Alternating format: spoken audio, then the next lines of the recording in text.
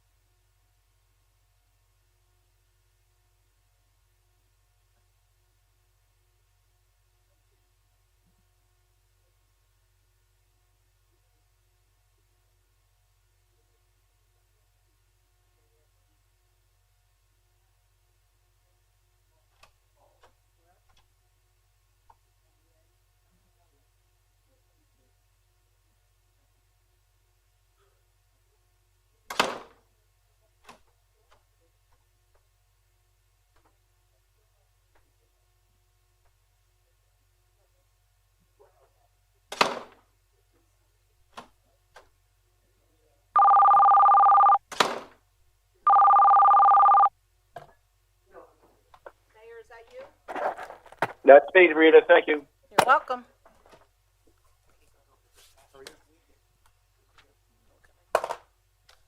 You may have two mics.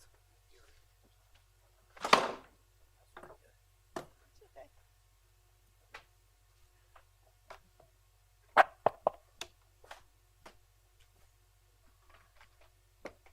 Kenny, the mayor's already on the line. Huh?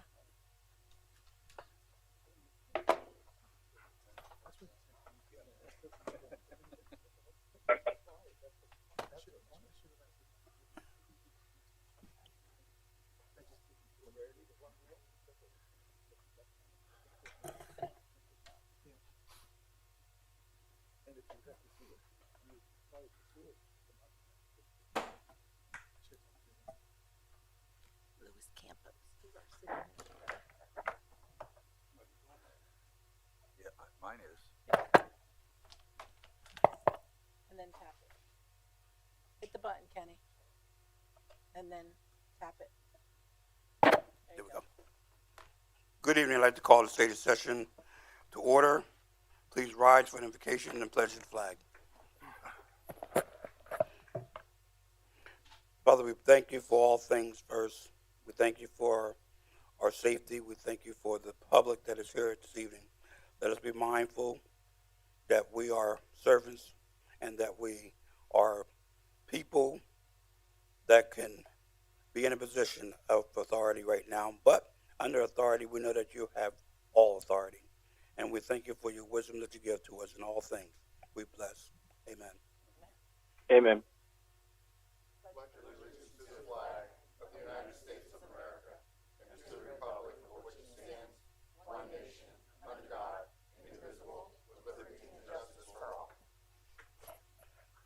Madam Clerk, roll call. Mr. Brown? Here. Mr. Ettinger? Here. Mr. Milan? Here. Mr. O'Connell? Here. Dr. Ruggles? Here. Mrs. Sultana? Here. And Mayor Pianto. Here. Thank you, Madam Clerk. Action on the minutes of July 13 approval. Agenda. Move the minutes.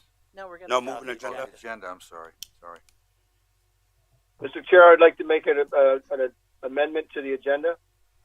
Okay. I would like to remove Bill 14 and Bill 15 and send them to the committee to review all our parking as a cohesive and comprehensive approach rather than piecemealing it. The mayor's made an motion. Second. Second. Okay. So we're gonna take the- Roll call, please. Okay. Mr. Brown? Aye. Mayor Pianto? Aye. Mrs. Sultana? Aye. Dr. Ruggles? Aye. Mr. O'Connell? Aye. Mr. Milan? Aye. And Mr. Ettinger. Aye. And I need a motion to approve the agenda then, Kenny. A motion for the agenda, please. I'll make a motion to approve There's this. a motion on the floor Second. and second. Any deletions or added to it? Hearing none. Roll call, please. Mr. Ettinger? Aye. Mr. Milan? Aye. Mr. O'Connell? Aye. Dr. Ruggles? Aye. Mrs. Sultana? Aye. Mayor Pianto? Aye. And Mr. Brown. Aye. Public comments on all agenda items. Minutes, I'm sorry, let's get right over that. I'm sorry. Minutes to approve from July 13th. I'll move the minutes. Minutes has been moved and can I have a second? Second. And a second. Any discussions on them? Any changes? Hearing none? Mr. Milan? Aye. Mr. O'Connell? Aye. Dr. Ruggles? Aye. Mrs. Sultana? Aye. Mayor Pianto? Aye. Mr. Brown? Aye. And Mr. Ettinger. Aye. And now to public comment. Are there anyone here this evening that is here to speak on behalf of the COA for 3442 South 6th Street? Okay, thank you. What we're going to do at this time, is anybody else here to speak on any other subject besides that? Okay, we're going to have you in order first, and then after that, we will take the others. I don't think she's, I don't think Carol's. Carol, are you speaking on any agenda items? Well, it's not on the agenda, but I came here to ask to have it put on an agenda for a future. Okay, so that's at the end of the, at the end of the meeting then. Okay, please come to the podium and you have 5 minutes. State your name and address for the record.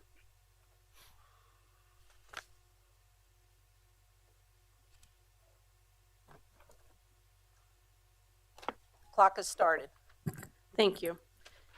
Good evening. My name is Stephanie Coe. I'm an attorney with Fitzpatrick, Lentz & Buba on behalf of A&R Development, the owner of 34, 36, 40, and 42 South 6th Street. With me tonight, I have Mr. Colsey, who actually is the owner, and Jeff Martinson from the Martinson Group. Mr. Martinson will use his 5 minutes. Project is located at 34 to 42 South 6th Street. It's part of the downtown zoning district. The applicant plans to consolidate his 4 parcels, 3 of which are currently vacant. They were formerly occupied by a synagogue that had burned, and construct a 5-story building with residential apartment dwellings.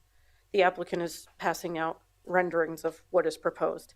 The applicant has appeared before the Zoning Hearing Board and the Planning Commission and has already received all zoning and planning approvals. The applicant has appeared before the Historic District Commission on 3 separate occasions, listened to the recommendations of the HDC, and worked those recommendations into the project. Mr. Martinson will provide detail on how he has worked those items into the project. But generally, we have agreed to retain the exterior facade of the existing historic home and work that into the facade of the project.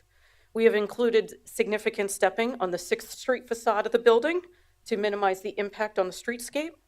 We have a 6th Street facade also that matches property lines to better fit within the character of the neighborhood, and we've modified the massing and overhang on the sides and the rear of the building as well, based on feedback from the HDC. On July 11th, we appeared before the HDC, which voted in favor of recommending a certificate of appropriateness for this project. Tonight, we are seeking that certificate of appropriateness. As a side note, we did agree to go back before the HDC to confirm actual building materials at a later date, things like that, just to make sure they were all appropriate with the HDC. In short, this project is appropriate for the area. It's very unique to the city in that it's an infill development. Zoning does permit this use. Actually, zoning allows for an even larger use than my client is proposing, so this isn't someone being greedy. And the city's LRTA ordinance actually also contemplates that this area would be used for dense residential living and mixed office and residential living. In addition, one thing that came up at the last HDC meeting was the historic synagogue that was on this property before that has burned to the ground. The applicant is willing to cooperate with the Jewish community to install some type of placard at the site. That was something that came up as maybe important and maybe meaningful to the community of the city, and we're of course willing to do that. At this time, I'm going to have Mr. Martinson discuss in a bit more detail why the issuance of the certificate of appropriateness is, for lack of a better term, appropriate tonight. So I'm going to turn it over to Mr. Martinson. Thank you. Please state your name and address for the record, and you have 5 minutes. Jeffrey Martinson, 204 Bushkill Street, Easton, PA. I've been an architect in the city for 36 years. We came to the Historic District Commission back in September of 2021 after we had been to the Zoning and the Planning Commission. The Planning Commission approved this project in one meeting, mostly because it fits the comprehensive plan of the city of Easton. We had a one minor zoning variance to allow residential on the first floor of the structure. No other zoning variances were required. We presented a scheme to the Historic District Commission, which honored the South 6th Street streetscape. We studied the streetscape, and we worked to fit this building in. I naively believed, because the Historic District Commission and the City Council had approved other similar projects, that a building could exist behind 2.5-story, 3-story historic townhouses, this being the Seville project on Spring Garden Street. But that was not what we really wanted to do. That was what was presented, and that was what was asked to be changed by the Historic District Commission in the first meeting. I naively believe that as well, because this watermark project behind the Governor Wolf building is a 5-story project behind 2.5-story historic row homes in the 100 block of Spring Garden Street. We know, because council was able to see beyond the demolition of a one-story garage, that a non-historic one-story garage, that allowed the development to proceed. We worked with the Historic District Commission to modify the building massing and materials. We carried that around. That was applauded by the Historic District Commission, and actually, prior to our third meeting, one commissioner asked that we cut the fifth floor back on the north and south sides to respect the neighbors there. We did that and came back to the Historic District Commission, and they approved the project because they said we've done all the right things. This project is has been scrutinized for 360-degree view around. It's not something that's a planar street-only view. We're respecting the alleys behind on north, south, and east sides, as well as the main thoroughfare along South 6th Street. We believe we're providing a benefit for the neighborhood, improving the neighborhood, and this will be an improvement for the city of Easton as well. Thank you for your time.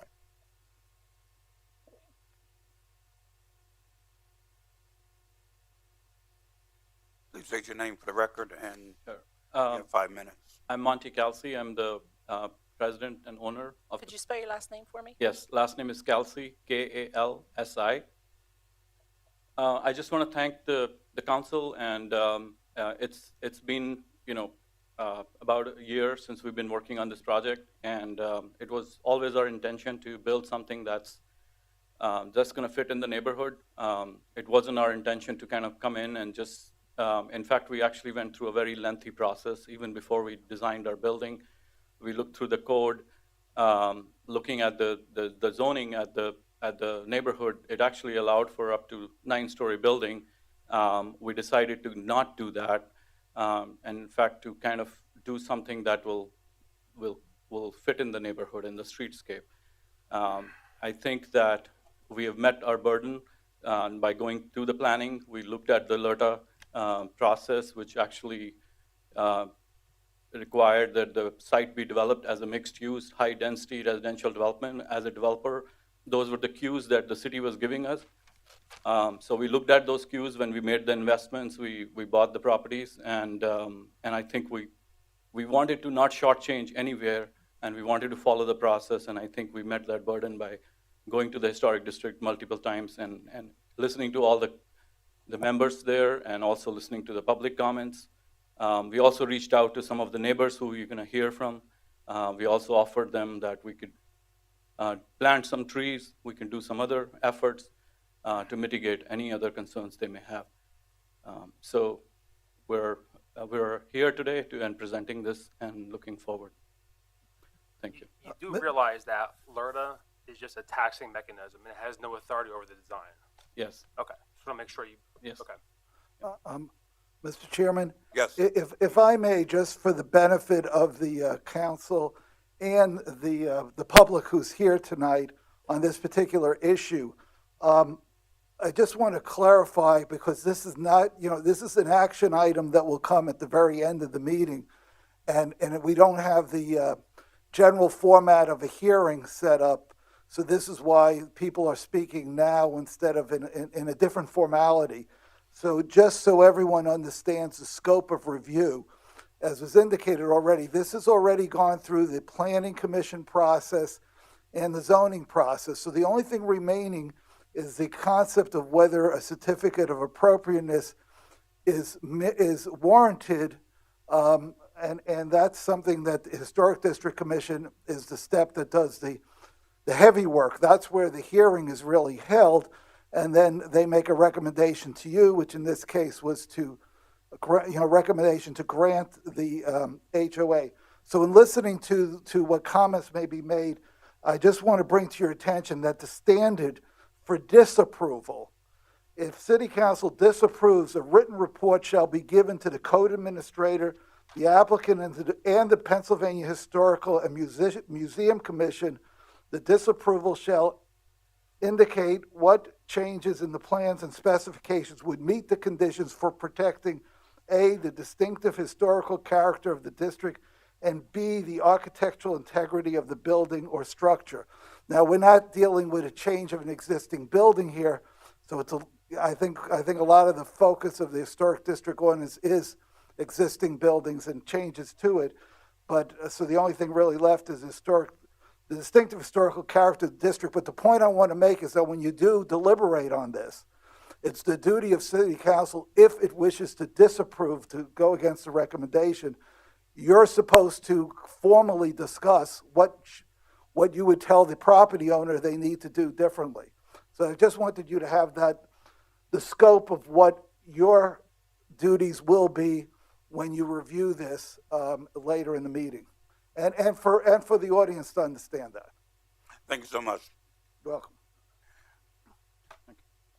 Anyone from the audience?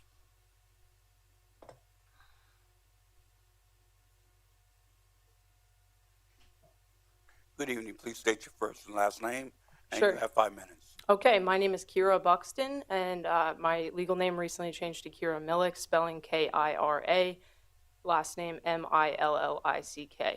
So I'm the property owner of. And your Oh, address. sure. Address. Yeah, I'm the property owner of 32 South 6th Street, which is the property directly adjacent to the lots that were just described. Thank you. For the last year, I have gone before city council, zoning hearing boards, city planning meetings, HDC meetings, and been told that this project is acceptable, in spite of a variety of concerns which make me consider it otherwise. So I'll start with the obvious dispute that has yet to been settled, which is that this model here, it actually is planning to build on what appears to be my property line. No one has yet to address that. I understand you don't settle legal matters, but it's concerning to me that the HDC continue, and as well as other boards, continue to approve, the appropriateness of this project in spite of that being, in dispute. I got a survey done. I have a copy of the survey here tonight if anyone would like to look at that. No one has answered my concern there. I have a litany of concerns, excuse me, with regard to the structure itself, how it will affect my house, which is a over 200-year-old house with a foundation that will certainly be disrupted through the construction process. And then I finally want to highlight the fact that the main point of ingress and egress for this structure will be my private alleyway, which is owned by myself and my neighbors. Lurch Court is the alleyway in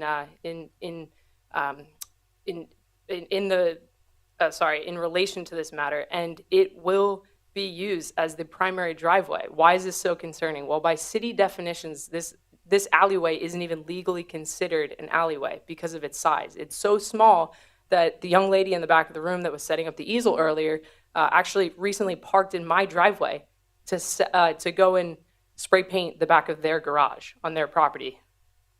So I have photos of that if anyone would like to see that.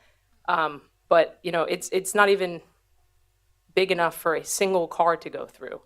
So I can go on and on and on about the concerns here, but I need to ask the fundamental question: are you doing your job?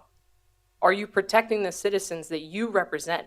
My tax dollars go towards your job here, and I love the idea of public service. I love the idea of living in this city, but this project, if passed, with all of these concerns swept aside, really is putting in focus the concerns of people that have yet to even move here at the expense of people like myself who have chosen to invest their lives in living here. I used to be a renter on South 5th Street, moved over from New Jersey, decided to throw in my lot living on South 6th Street because I thought it was worthwhile to invest here. I thought, why not go and restore a building that frankly was owned and neglected for years? Why not try to restore it to historic levels of character, make those things shine? That's a long project, right? And we've seen the benefit of that over decades in this city. I know each of you probably has personal testimonies about that. Bulldozing through concerns of regular citizens like myself does not accomplish the quality of the city you want to live in. So I want to highlight one final thing. I mentioned this project is being proposed in a manner that will build on my property line. This mock-up here neglects the fact that there's a private alleyway between my house and the structure proposed. So when you look at the rendering, consider that fact.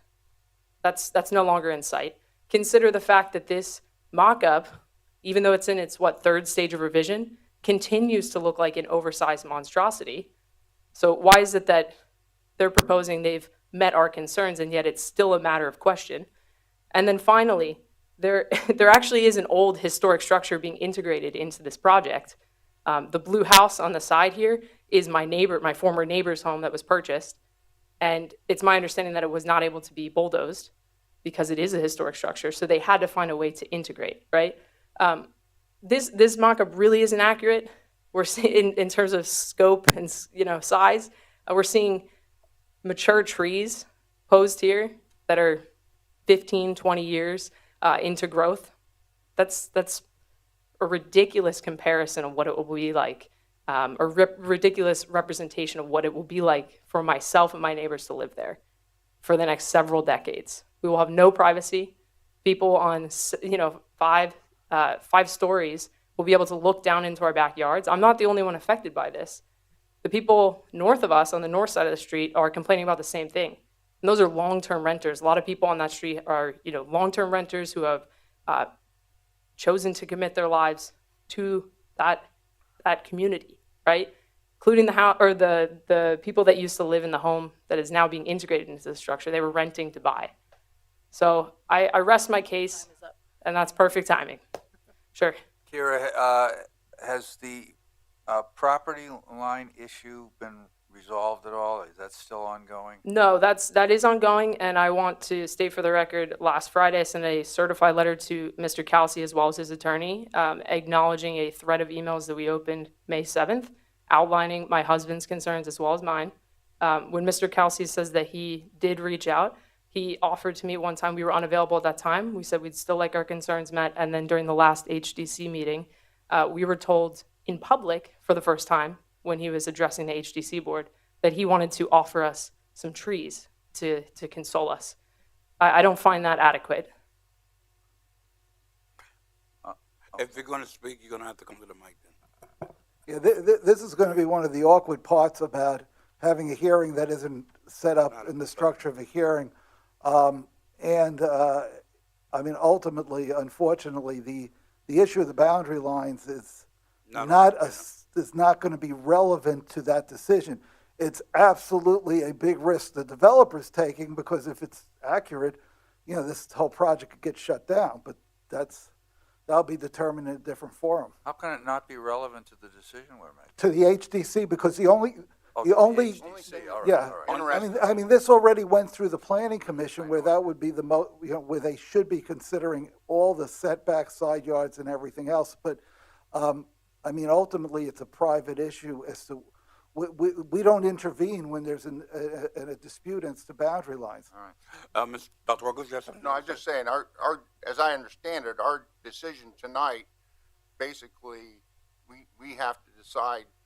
Whether you accept the recommendation of the Historic District Commission, right, based on the application of the Historic District Ordinance, and the duty is that if you're going to deny it, is you have to give affirmative suggestions as to what needs to get done to comply. Right. So it's just historic in nature, not.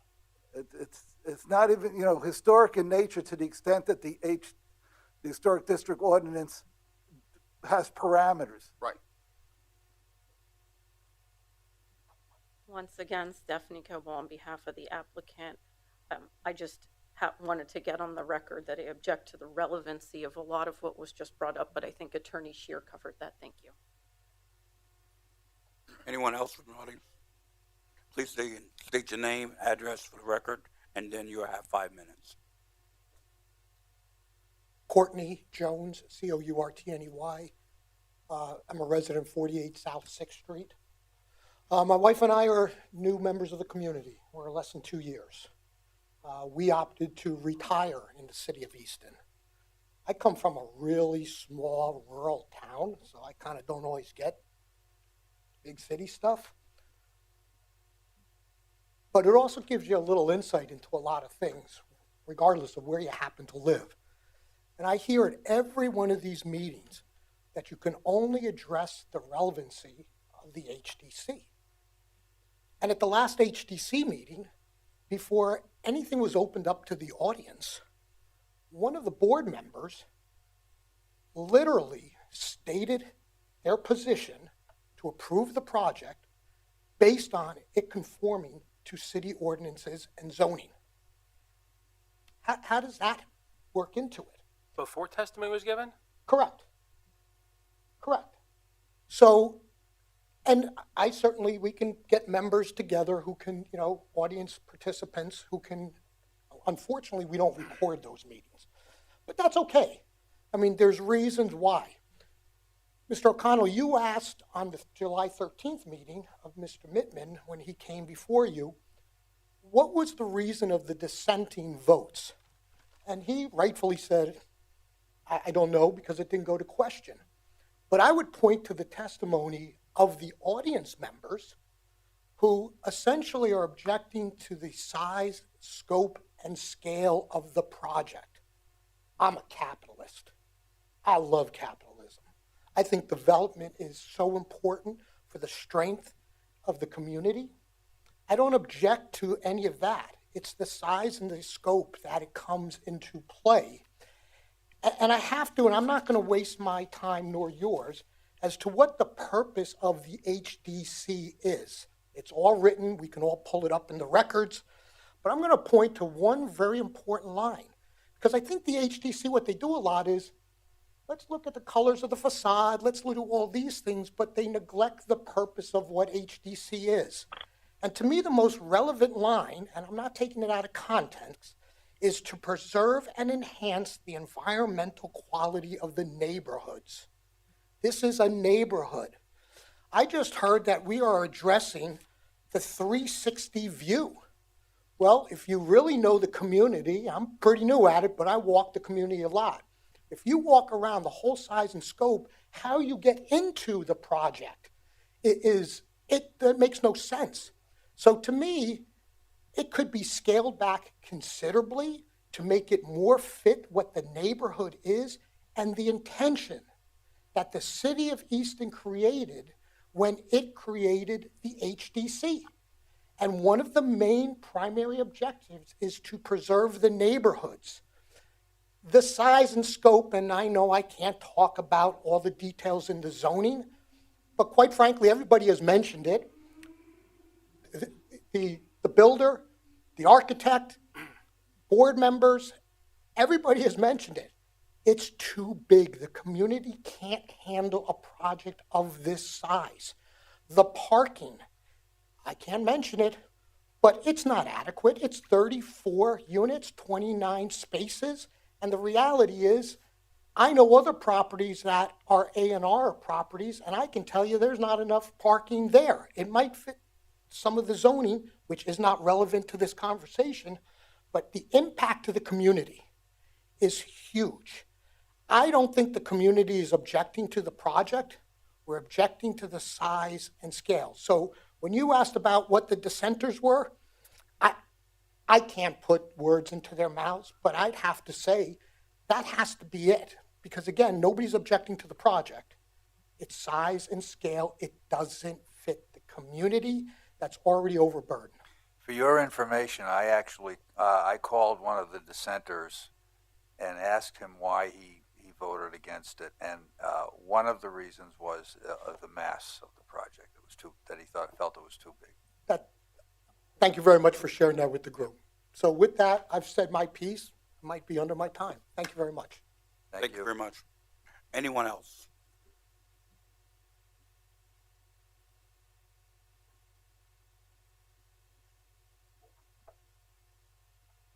Good afternoon, ladies and gentlemen. My name is Mark Calafatello, Calafatello. And your address? My address is 240 Skyline Drive. Okay. Who I am is someone who's been acknowledged by this council as an expert in the historical district.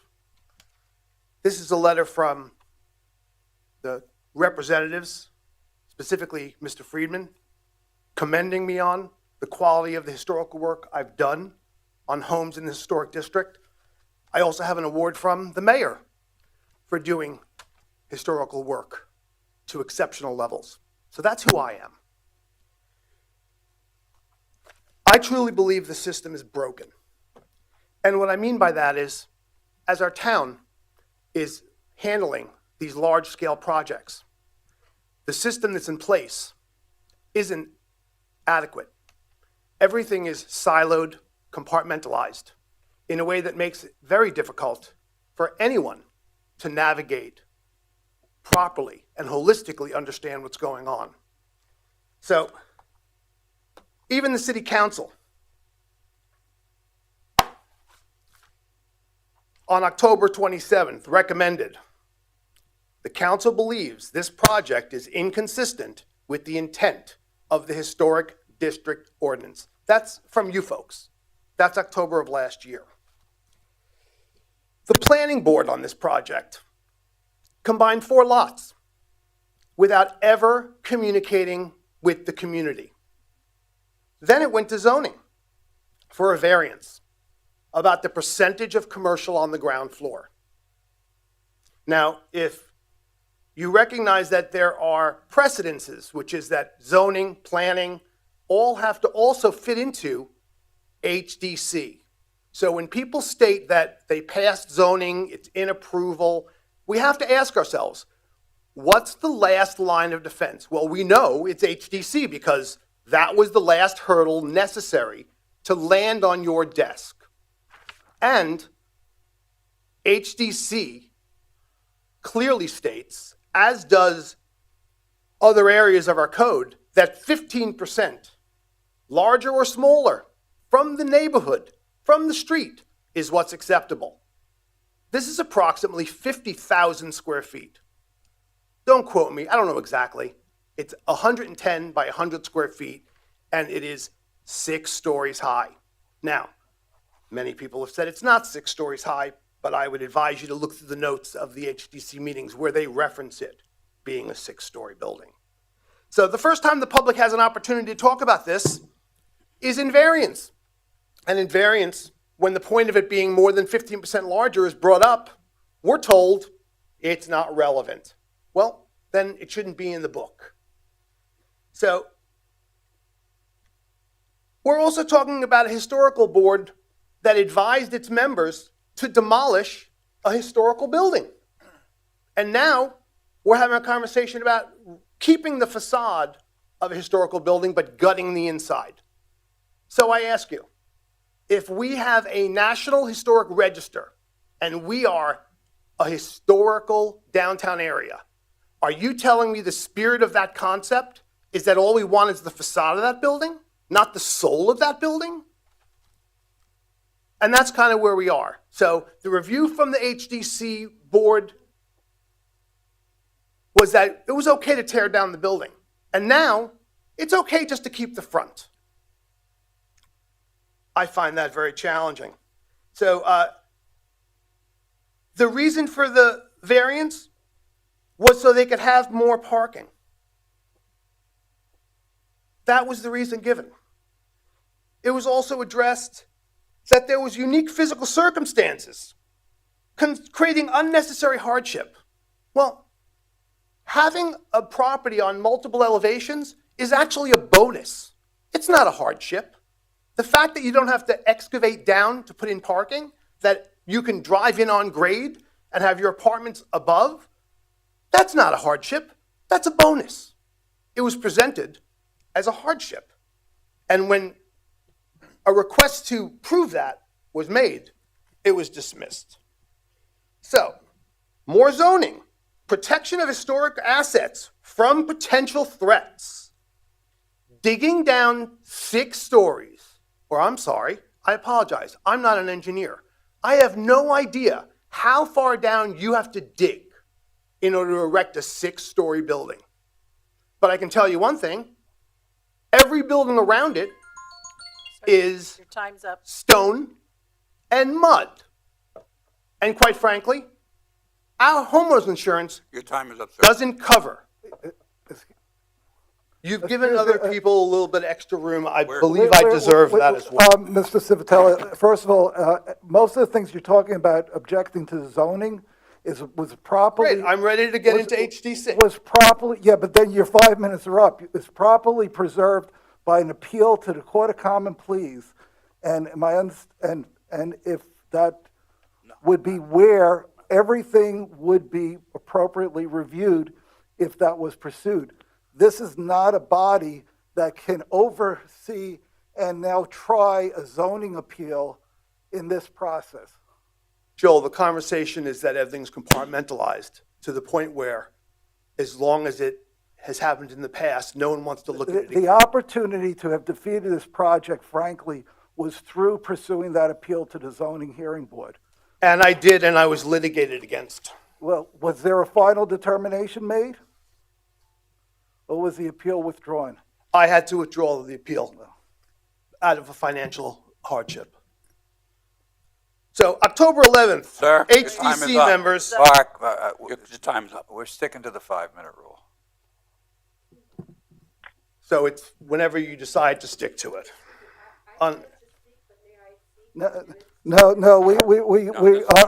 rules on the comments from the public are limited to the individual who will speak for that 5 minutes.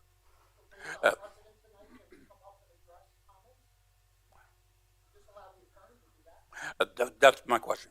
Mr. Chair, being that this is not a hearing, Well, if you want to ask the applicant if they want to have this tabled and have a formal hearing like we did the last time, at this point you haven't voted, then the applicant would be entitled to cross-examine each of these witnesses, and basically you'd set aside a special night to do it.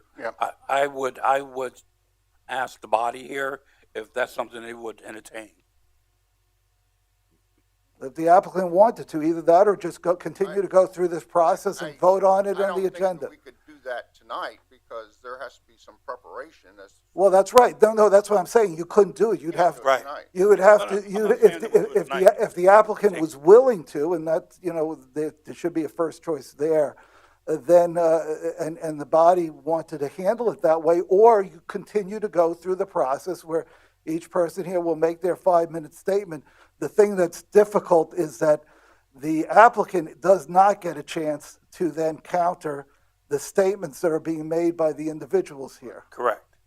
And therefore, I want to see if the regular public would just want to come to the stand, or if the applicant want to put something in place where they can come back and state the case. Right now, it's not we're not prepared to give a full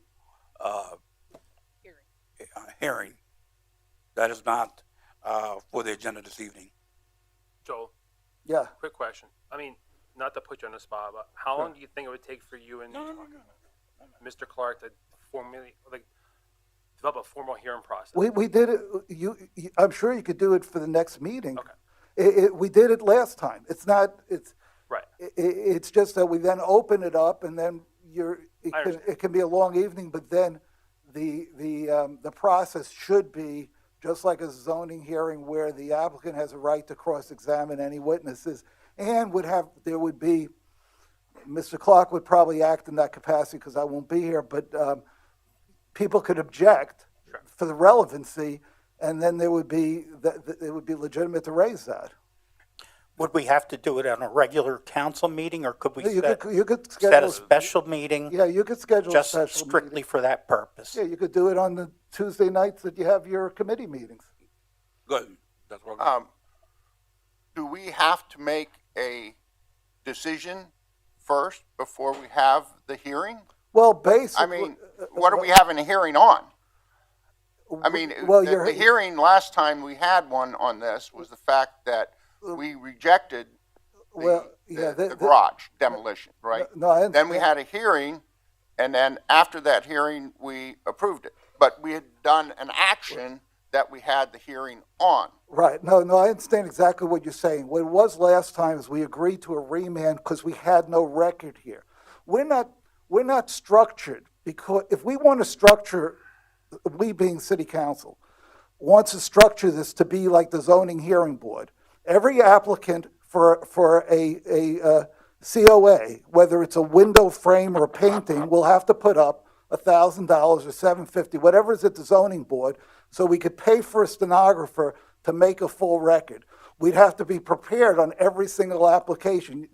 When you run through all these on the consent agenda, I mean, you'd have the stenographer in place, and then you'd see if it's going to be a contested matter and go to a hearing.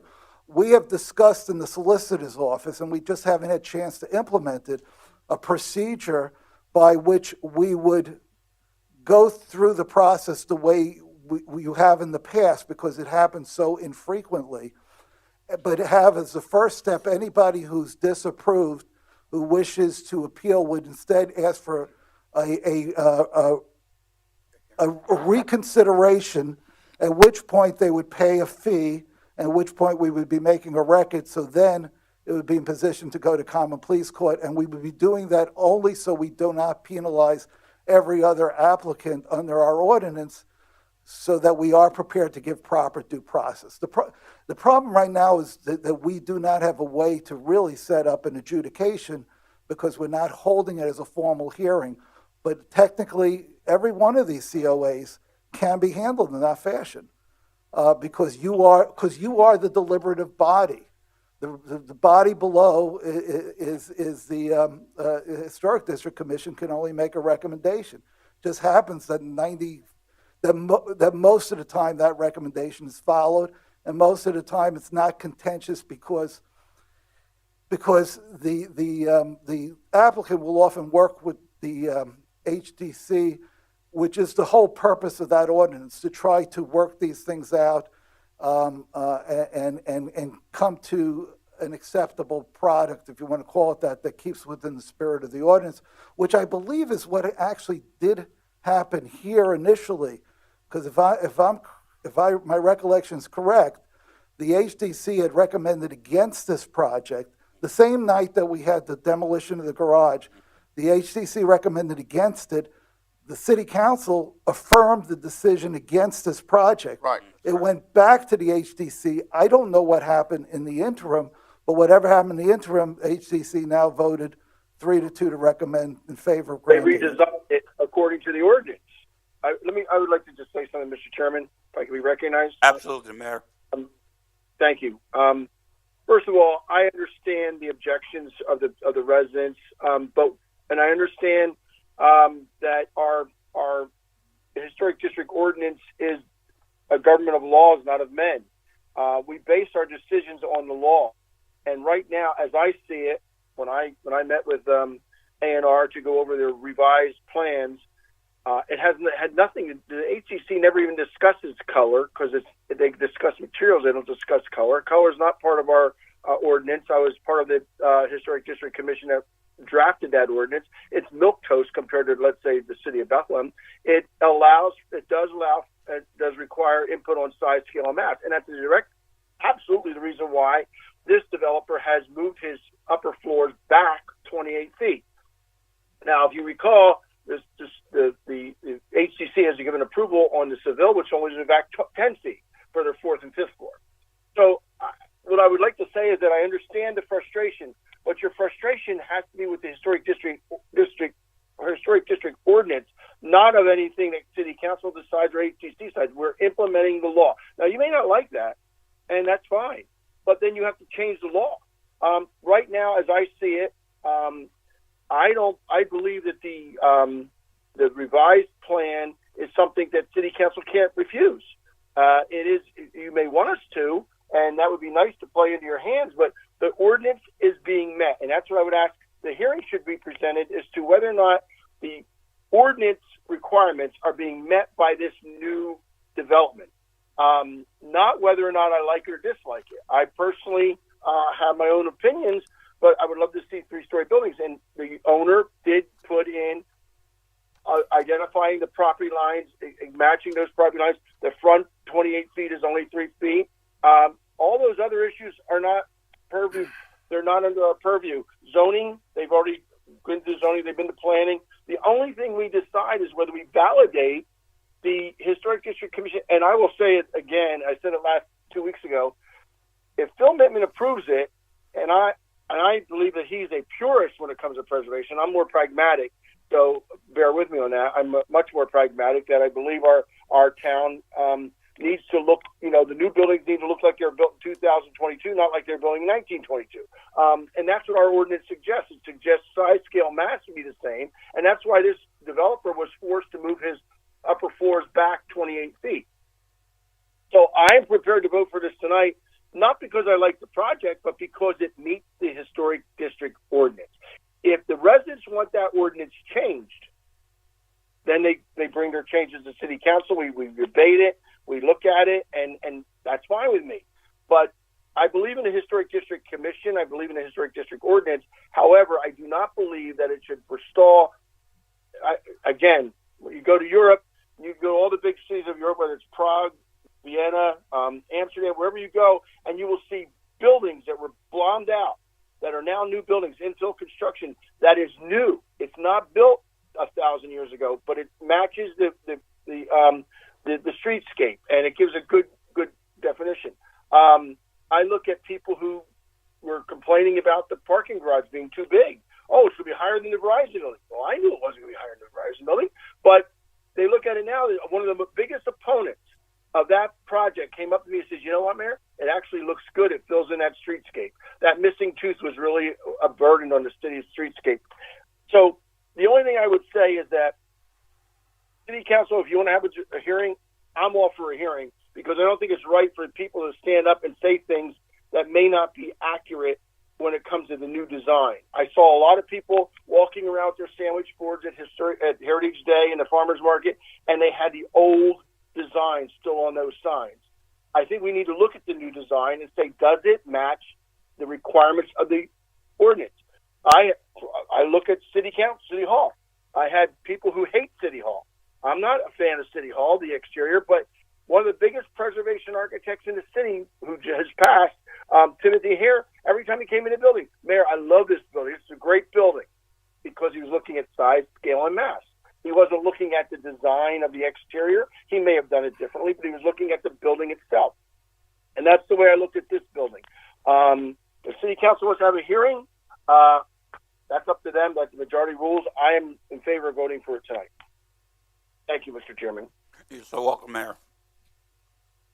So essentially, I would ask we could ask the applicant what they would prefer, because it's on the agenda for action tonight, and you could just continue the same way we've been going to just now. There's a number of people still here tonight that could have their 5 minutes each. The applicant will have to refrain from comments. When I say unfortunately, only because it's not a typical due process methodology. But you'll be able to weigh, the criteria in which you ultimately have to make this decision, and you can make that decision tonight, or we can ask the applicant, would they prefer to have this matter continue to another night, and we'll do it in a traditional hearing format where the applicant makes the presentation, and people who are opposed may make statements subject to the ability of the applicant to cross-examine, just like a zoning hearing, and then the panel will deliberate and vote.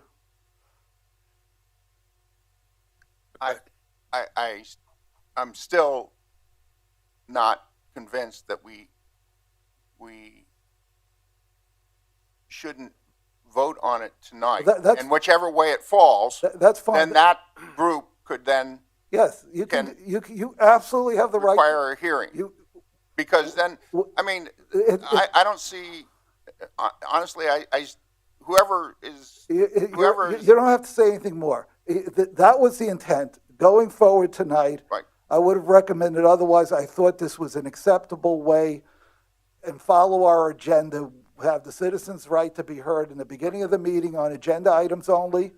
What the applicant understood, I spoke to council beforehand as to the process. They understood they were going to be limited in their time, and that you then will get to that agenda item, and you'll get to vote on it, and you'll deliberate amongst yourself. It's not going to be reopened for public comment at that time. I say we, our leaders of the council as a whole, my desire is to continue as we are right now. Which means any other citizens who have not spoken yet have a right to speak for their 5 minutes. Thank you. Please. Name and address, please, and you have 5 minutes. My name is Carol Moritz, Moritz. I currently live in a cute old carriage house, historic, at 5541 Kesslersville Road. Prior to that, I lived on Spring Garden Street in a lovely old home right between 3rd and 4th Street.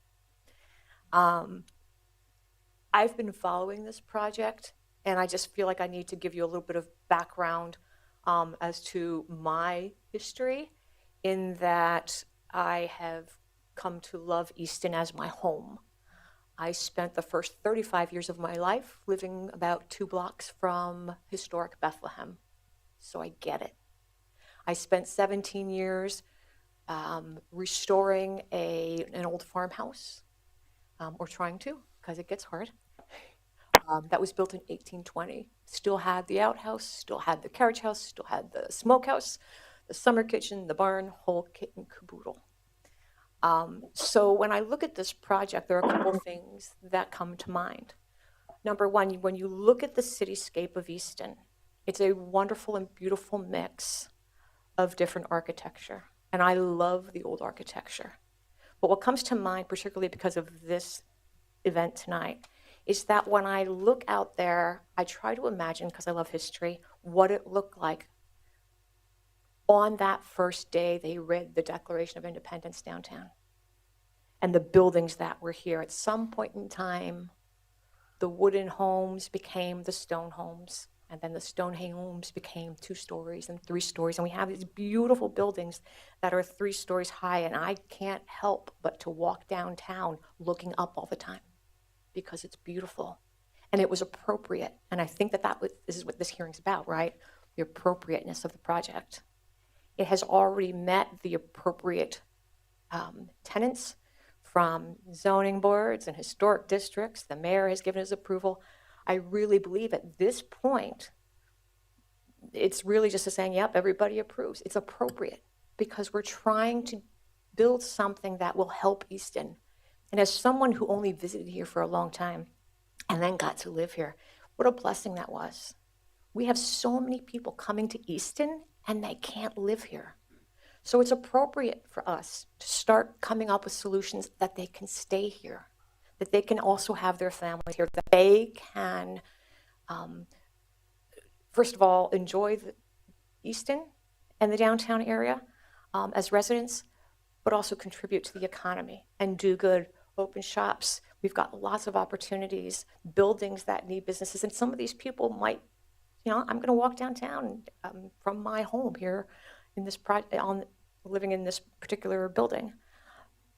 They've done everything to make it look like it fits, and yet not have to have an outhouse. We have to show some progress, and that also makes it appropriate that it will fit.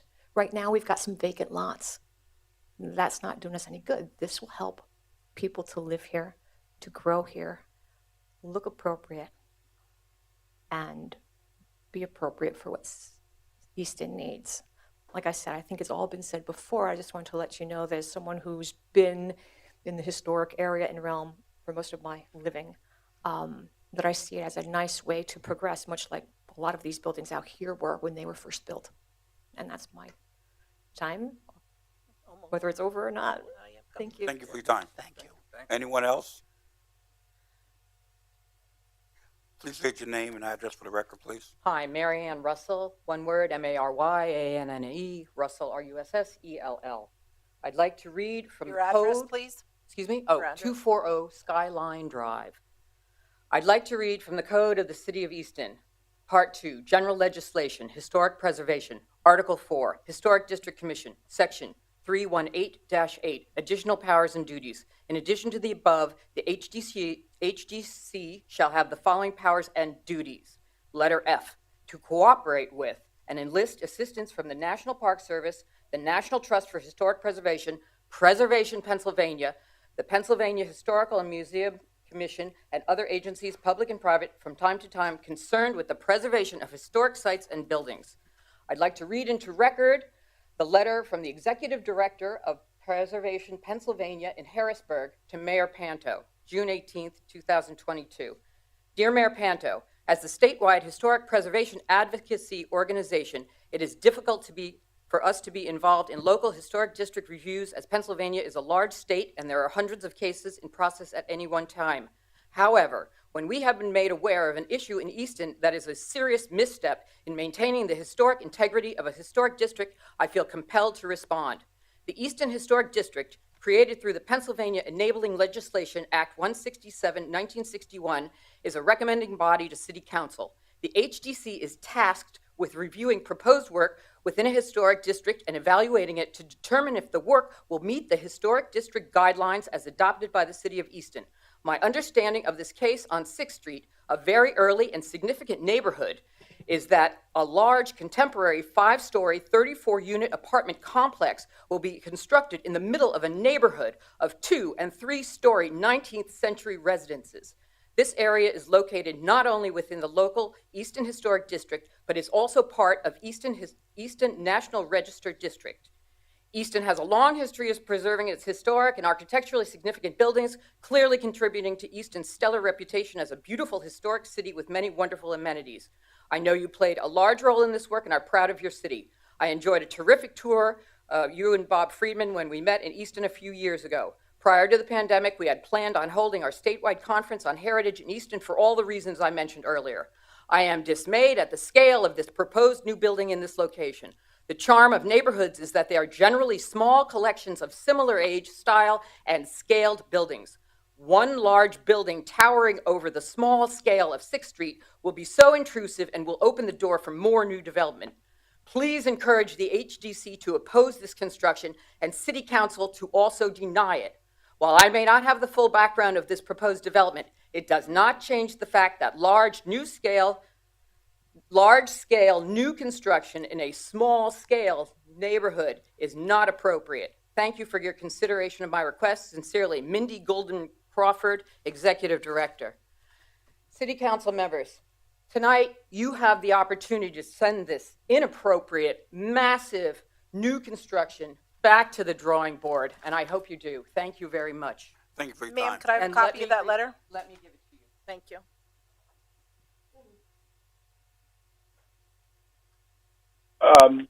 Mr. Chairman, if I could address that, since the letter was addressed to me. Kenny, I'll take it. Ms. Crawford was Thank you. evaluating the original design, not the new design. She has not read our ordinance. She doesn't know what our ordinance is. If this was in the local neighborhood in the preservation district of Bethlehem, I would say she's probably accurate. But unfortunately, she does not have access. She did not read our ordinance, nor did she see the new design.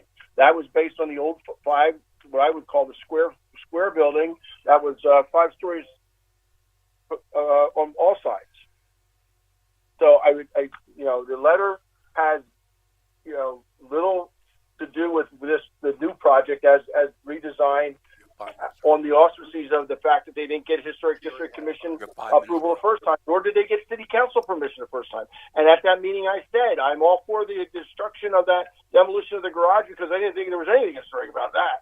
But I told the developer he needed to come back, and he did. He came back with something that is more in tune with what that neighborhood could coexist. Right up the street on the corner of Ferry and 5th, you have a large building that was renovated into apartments.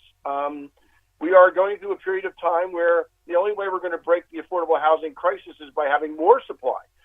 One of your residents there, you know him well, Mark Calafatello, he's doing a great job of doing that. But many people don't like what he's doing either, because he's taking single-family homes and turning them into conversions into multifamily.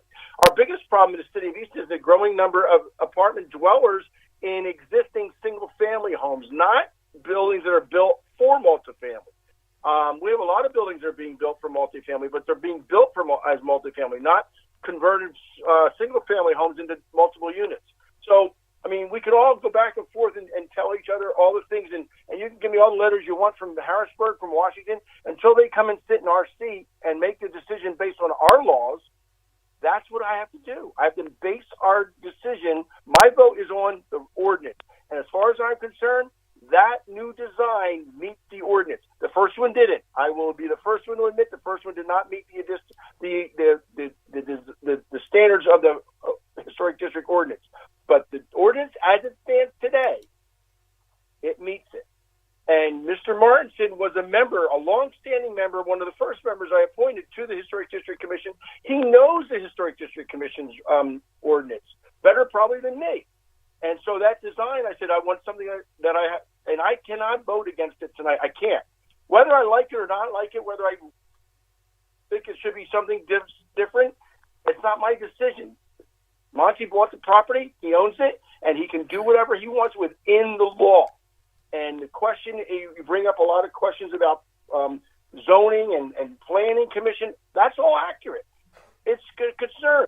Then change the laws. I cannot rule in my mind. I cannot vote against this design tonight if it meets the letter of the law. Now, that's my word. I apologize. I wish it was something different. But every time somebody has something wrong with their project in their backyard, they get mad. But when it's done, they never come back to change the ordinance. They never come back. And so the next time it happens, it's going to happen again. We're going to keep going through it. So, Marianne, I apologize for not voting the way you want me to vote, but and not caring too much about Mindy's letter. Her letter's not based on the new design. It's based on the former design. And I would like her to tell me why, again, I'm not a purist when it comes to preservation. I'm a pragmatic preservationist. I believe that we should protect every single historic structure in the city. However, I don't believe every building in Easton is historic, and I don't believe that new construction should be phony cologne. It shouldn't look like it's 100 years old when it's built. It should look like it's new.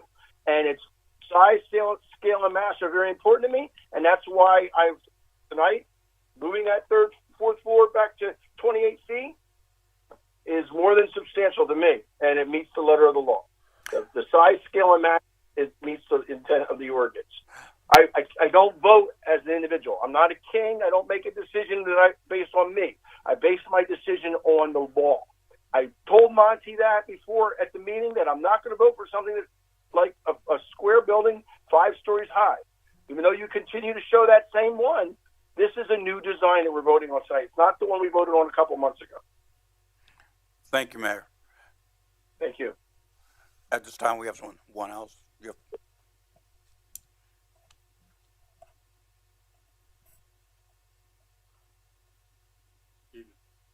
May you state your name and address for the record, please. You have 5 minutes. Mark Mulrine, M-A-R-K, M-U-L-R-I-N-E, 2312 Wagon Wheel Drive, Easton. I'd like to take this opportunity to thank and encourage Mayor Panto, Police Chief Scalzo, and the entire Easton Police Force for protecting the residents of the Easton area. The unfortunate Heritage Day shooting and the negative actions of gangs of Sir, youth. I'm sorry, but that goes at the end of the agenda. Oh. That's not on the agenda That's not on? tonight, No. so Okay. you can't have it now. Okay, not tonight, next time? No. No. At the end of the At agenda. the end of the agenda. We can do that. All right, yeah. thanks. Thank you, Del. Please state your name and address for the record. You have 5 Good minutes. evening, everyone. My name is Susan Kurtz, K-U-R-T-Z. I live at 141 Pinehurst Lane, Easton. I'm also the grandmother of Kira and Grady Millick, who are the most negatively affected by the proposed development on South 6th Street. People like me in adjacent townships consider Easton to be our town. We frequent the restaurants, the State Theater, and the festivals. I personally have enjoyed watching the renaissance of the city since I moved here 17 years ago. But I fear that Easton is now reaching a tipping point, and one that is not for the better. People visiting me agree that the great charm of Easton is the preservation of so many old and beautiful buildings. It has also been a relatively easy city to park in, with the convenience of the Pine Street Garage in the heart of downtown. Now, the convenience of Pine Street Garage will be torn down to have the marquee with 274 new apartments built. 2 major entrances to Easton will soon have the congestion of the Confluence with another 250 apartments, and the Commodore by the Free Bridge with another 32 apartments plus. And these are only the major ones. By themselves, I had viewed these as possible enhancements on the main streets of the city. However, you are now approving an oversized, contemporary-looking project on a residential side street in the historic district. As it is, residents on South 6th Street currently contend with the huge trucks coming into the Dykes complex for deliveries and pickup, not to mention jockeying for limited street parking. It is unfair to subject single-family residential dwellers to an incongruent structure that, for one, will absolutely overwhelm the landscape and create a nightmare of parking, since it is building more units than providing parking spaces, and we all know that people have at least one car. How will anyone be able to dine at the Two Rivers restaurant without having to walk several blocks? In closing, I fear Easton may lose its charm by the proliferation of tall buildings, much like the proliferation of warehouses is changing the attraction of the Lehigh Valley. Further, by itself, the 6th Street project is inappropriate for a residential street, and current homeowners, citizens of and surrounding South 6th will experience loss of value. How do you justify that? Thank you. Thank you for your time. Thanks, Susan. Good evening. Good evening. Grady Millick, GRADYMILLICK, 32 South 6th Street, married to Kira Buxton, Kira Millick. Thank you all for being here. As Sal stated, I'm going to stick to ordinances and laws based on what has been on the website, HDC, what is online, and what is presented in front of us. So I kind of want to start with conflict of interest. We're talking about appropriateness. In Easton's code here, historic preservation, there is 318.6 creation and membership. It is stated, it shall be the duty of each HDC member to remain conscious of and sensitive to any possible conflict of interest, including but not limited to financial considerations that may arise the virtue of his or her membership on the board. A member promptly upon his determining he has a conflict himself relative to any matter brought shall disqualify him from participating in any manner, publicly or privately, in the presentation, discussion, deliberation, or any voting on such matter, including temporarily abstaining himself from the room in which the discussion is being held. It has been made known to me and a few other people that Easton Area Industrial Land Developers is an organization that has started with investors to revitalize Easton. They are investors and they are developers. A few of those people are on the HDC committee, Phil Mittman being one of them, and Diane Haviland being the other. That is a big conflict of interest if they are indeed developers and part of this organization, so they should not have voted, should not have any vote, and should have been taken out of the vote. They both voted for, they both had, Diane Haviland had voted against certain things in the past and is now voting for, so that would switch the whole thing tonight in the voting. Secondly, I would like to bring up just some quotes from HDC meetings, again, just based on ordinances I will read afterwards. On October 11th, Christine said, reduce the size and mass of the rear exit and east section. Clay Mittman said, he has a hard time with massing at the size and rear. Scott said, building was over twice height of the surrounding buildings, and that had continued. The size and scale has not changed. It is still 6 stories high. So all those concerns on October 11th, 2021.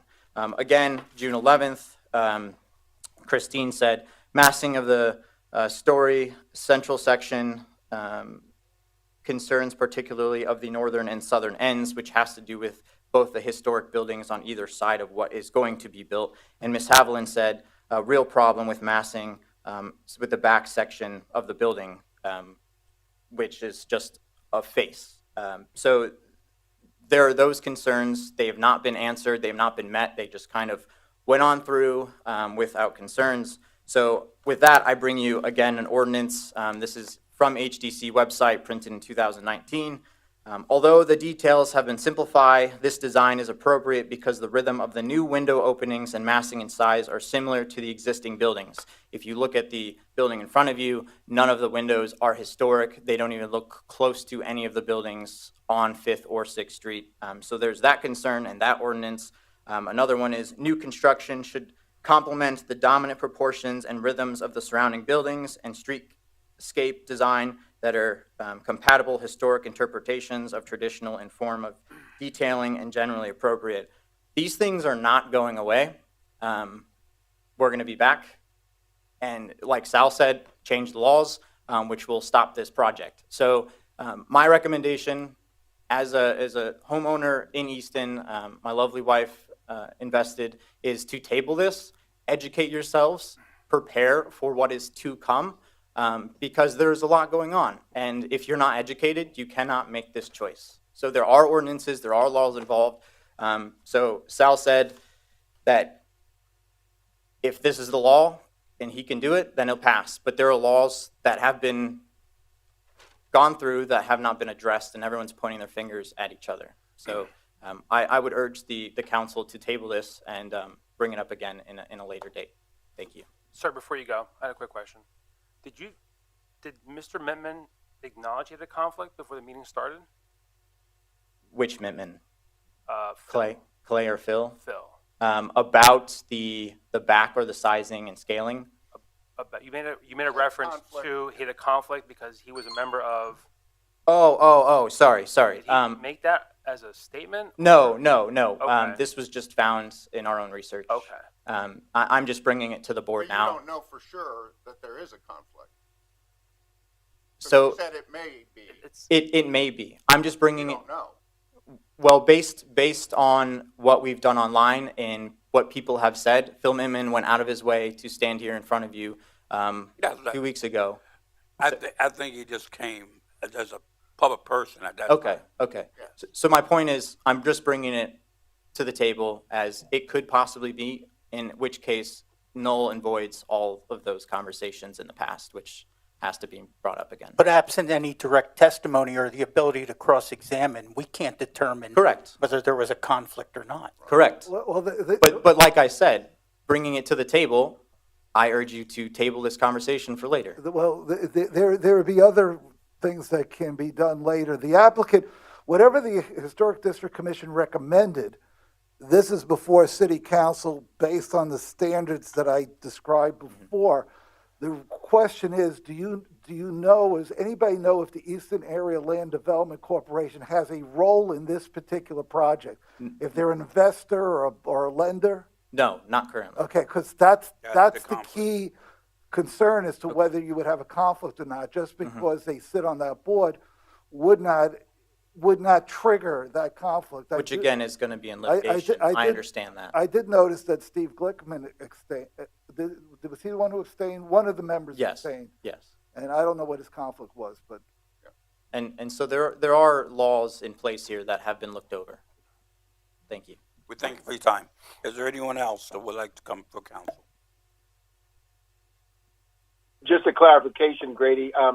The EAILD is not a developer. They were a developing organization when they did the Forks Township and Palmer Township industrial parks. Since probably the last 15 years, they changed when Charlie Roseberry was still there, and where Phil Mittman is in his place now. They changed from taking their assets that they had to helping the revitalization of our city. So they may be involved as a lender, but they're certainly not developers, and they don't have an interest other than lending money. And I think that may or may not be a conflict of interest. I'm not sure, but we can check that out for you. Thank you, Mayor. If there's no one else from the audience, right now we're going to move on the agenda to the consent. Okay.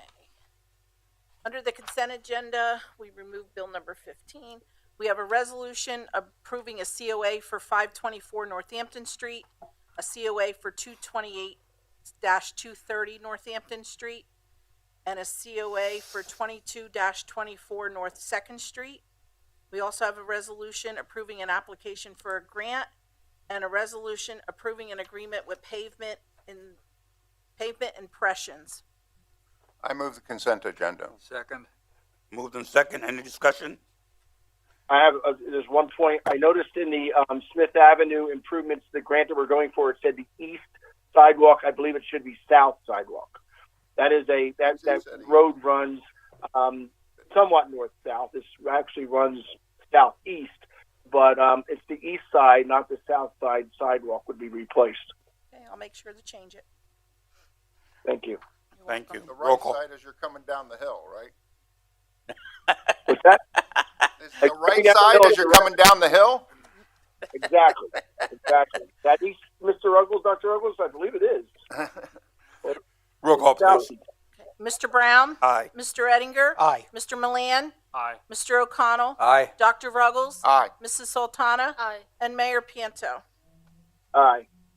Reports received by council. It was I not, have, no, here's none. none. Okay, reports to the committee. I have nothing this evening for finance. Economic development, Mr. O'Connell. I have no report, Mr. Vice Mayor.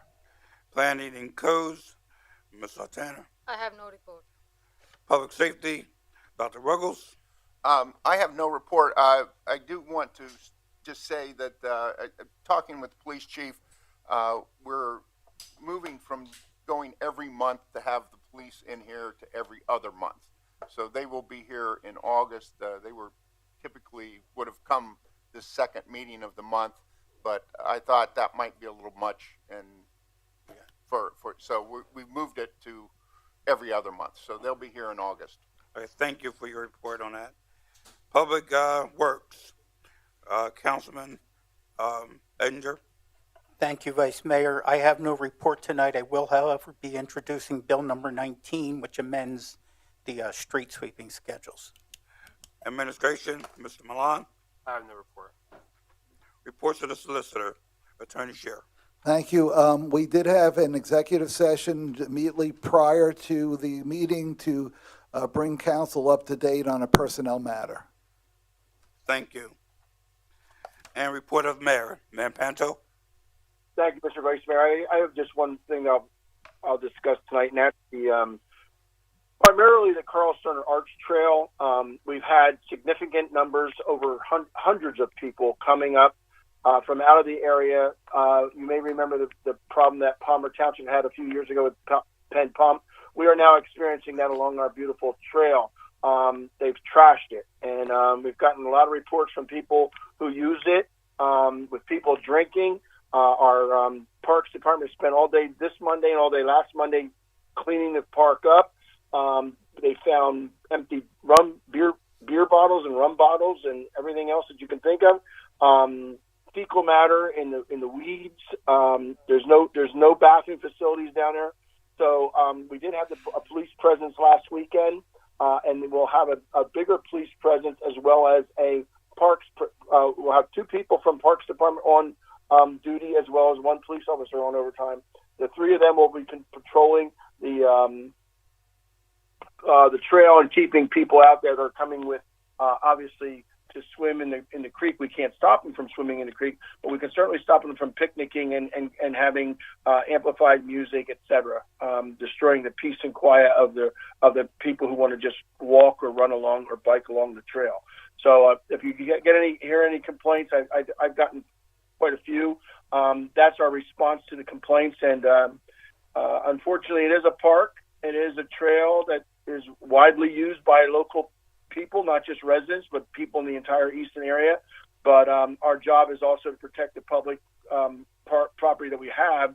So we will be enforcing the no picnicking, no loud music, and no drinking on the trail this weekend. Thank you, Mayor. Report of City Administration. Thank you, Chairman Brown. Just a couple quick notes. Start out on something a little bit on a lighter note. We are going to be having a basketball clinic my intern, Leo O'Boyle, has delivered. He actually is connecting us with Lafayette, and we're going to be having a basketball clinic for middle school boys and I believe girls on August 8th, 10th, and 12th from 1 to 3 at Lafayette. We just secured it. It's going to be in their gym. Nice job to Leo. Because it's going to happen on the 8th, I just wanted to announce it tonight. You're going to see a lot of marketing on that. It's going to be free to middle school aged boys, and again, I'm going to check on girls. And it is girls. It is girls. It's girls too for city residents. We are going to invite outside residents, but moreover, the big win on this is there's a new coach there. He has a 5-year contract, and I told Leo that his eye can't be on the clinic. It's establishing this relationship so we can keep doing this. Told the rec department, now that we've done volleyball clinics, basketball clinics, we got to start looking at all the other athletics. We can start competing. We are in general just we lag the suburbs, so it's time to start pushing again. We got a great asset with Lafayette, so something that's on the horizon. Council members, if you have any ideas, please let me know. But and we'll try to push it. Please go further. Yeah. Does your kickball start this week or next week? I think it starts next week. And that's a good point. We've been working on the golf program. That we actually have a fairly successful also golf program for school-aged children, middle school through high school, and we have about 20 or so individuals participating in it. It's a great program. They practice over on South Side, and then they're gonna the final leg of it is actually going out on a golf course. I believe playing a nine holes or etc. So it's a good program, but we're pushing. On another note, just to circle back regarding Heritage Day, the last time we spoke on this subject, I had mentioned that the administration with the mayor was meeting with the NAACP, and we had that meeting from Councilman Brown. You were there as well. So the result of that, it was a positive meeting. We're going to continue these meetings. At our next meeting, I already spoke with Superintendent Peperato. He's going to be attending with area principals, etc. So we're right now trying to schedule that meeting for mid-August. I've also been talking to Hearst Publishing on some best practices on not managing, but putting in place programming for youth bicycling. We have obviously a nice program that's coming into town on the West Ward, but until that's up and running, Hearst has been engaged with me, and I'm actually looking forward to discussing with them how we can present a pro-bicycling image. I know there was some issues that were brought up, but with regards to bicycling in pedestrian areas where it can be dangerous. But it's important to note that the city is a pro-bicycling town, pro-recreation town. We just have to continue to get better at it. So we're meeting with Hearst, talk to GEDP, and we're going to continue to bring these groups together to see how we can continue to engage youth and adapt to ever-changing environments. So that's my update. Mayor, you were in that meeting. If you want to say anything too, I wanted to turn it back to you. I think you covered it really well, Mr. Administrator. Thank you, Mayor. That's it, Mr. Chairman. Thanks so much. This time I have no correspondence. Unfinished business, please. Okay, unfinished business. Bill number 14 was removed from the agenda earlier. And under new business. Under new business, we have bill number 16 being introduced by Mr. Merlan, which would amend chapter 410, the peace and good order of the Code of the City of Easton. So introduced. We have bill number 17 being introduced by Mr. Merlan, amending sections of chapter 39, council rules and regulations. So introduced.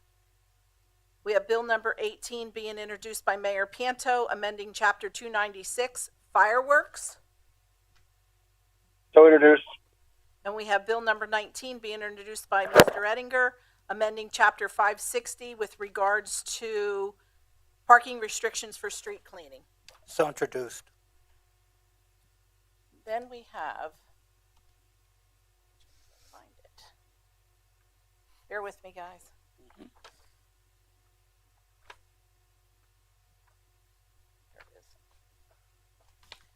Then we have the resolution being introduced by Mrs. Sultana, which would approve the historic district's or agree with the historic district's recommendation for a COA for 34-42 South Sixth Street. And that's being introduced by Mrs. Sultana. She moved it. She moved it. Can I have a second? I'll second. Discussion. Yeah, I think just based on the testimony, I did some homework before council tonight, and really, I think to just go back to the design guidelines, if you just look at one specific section in 318-9, it does discuss height, and that the height of any building or structure shall be in harmony and scale with the surrounding built environment. This requirement shall also apply to any proposed modifications to existing buildings or structures. So I think just based off of that and some other provisions within the ordinance, specifically the 318-9, section F, subsection 12, where it does discuss scale. So I think just based off of those, and I'm personally going to vote to disapprove the COA, just based on those two guidelines. I'd also like to say, I believe, I don't know how this got by zoning, but I think, and I don't know what the section and paragraph number is, but a new building, the footprint of a new building is not supposed to be more than 15% larger than the footprint of the what it's replacing. And I believe this building far exceeds that. So I also will be voting no on this. Rita, if you want to, for Mr. O'Connell's comment, it's in 595-20. Thank you, Peter. You're welcome. And yours was 318-9? Yeah. 318-9. I think it's F12 and then letter G. Then is what I refer to. Mr. Vice Mayor, I've had issues with the compilation of lots in the past. I brought this to the attention. We need the planning committee to look at that to see the pros and cons. These lots were combined a while ago, just like the 5 lots out of Wood Avenue and 13th Street, and out there they're allowed 5 stories. The law is the law. I mean, I don't like the fact that we allowed somebody to take 15-foot wide lots and create a 45-foot lot or whatever it is. But the fact of the matter is, it's allowed, and that is the law of the books. The compilation, the combining of lots has occurred in the city, and it's a practice that maybe we should discuss and stop it. But when a person like the person out of Wood Avenue just keeps buying up contiguous properties and now has a 5 lot subdivision that he combined them all together, and then he comes back and says, I'm going to build a single building, 5 stories, and we're all against it. But your laws allowed him to do that because we allowed that to happen. So I would ask the planning committee to evaluate and look at the combination of lots in the future so that we can protect the neighborhoods as we should be. But right now, I have to vote for this to support the Historic District Commission because I believe they acted within the purview of the law. And I would agree with the mayor on that. The reverse subdivisions that they do require only a special exception, so it is a permitted use. And right. And unless we tighten up that language, we really have to live with it, like all the other codes that had to be met. I mean, without there's no indication to me that anybody here failed to do their job, and I find myself forced to vote in favor of the Historic District Commission's findings. Dr. Roby, you have something you want to say? No, I agree with Mr. Ettinger. I mean, the Historic District Commission threw this out once because of scale, but now has approved it after it's been redesigned and resubmitted. And you know, I'm not an expert in historical structures, but they have a consultant that goes along and they've reviewed hundreds and hundreds of historical applications, and you know, they know better, and I'm just going to have to go along with their recommendations. Anyone else?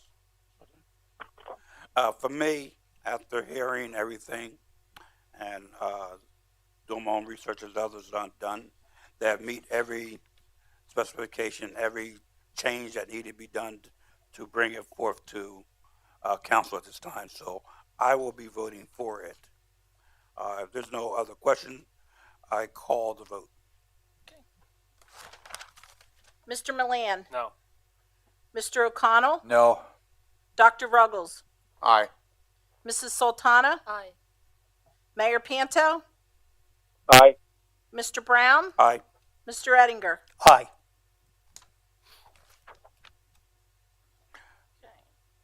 Any public comments at this time? Sir, you may come forward at this time if you like. Please state your name and your address for the record. And you have 5 minutes. Mark Mulrine, 2312 Wagon Wheel Drive, Easton, Pennsylvania. I'd like to take this opportunity to thank and encourage Mayor Panto, Police Chief Scalzo, and the entire Easton Police Force for protecting the residents of the Easton area. The unfortunate Heritage Day shooting and the negative actions of gangs of youth directed towards our law enforcement officers that day can't be taken lightly. I believe that if we allow this type of lawless activity to continue without consequence or punishment, it will escalate and negatively affect the safety and lifestyle we currently enjoy. I applaud Police Chief Scalzo's statement that he would rather be called a racist for stopping our youth from killing themselves than be called a racist for doing nothing. I believe that those who made the racist inference should open their eyes, stop being so defensive, face reality, and don't be so quick to accuse others of being racist merely because they're doing their job.